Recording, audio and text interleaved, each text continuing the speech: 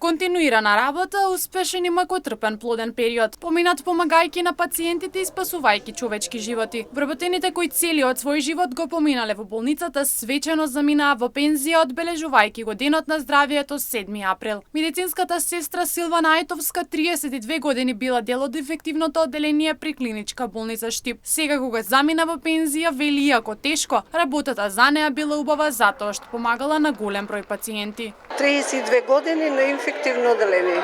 Како поминувавте работното време таму? Убаво, тешко, убаво. Дали ќе ви фали? Да, во почетокот да.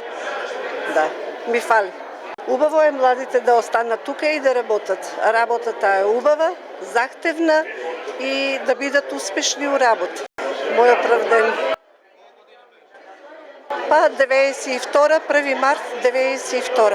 42 години на оделот за хирургија поминал и Радко Јованов. За М-нет телевизија вели дека има доста моменти за паметење и доста работа која за него представувала задоволство. 42 години.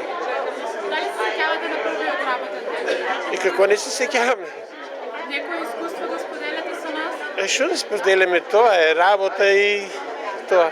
Каде работевте? На хирургија. Нека останат, ама нека да останат никој слабо платени.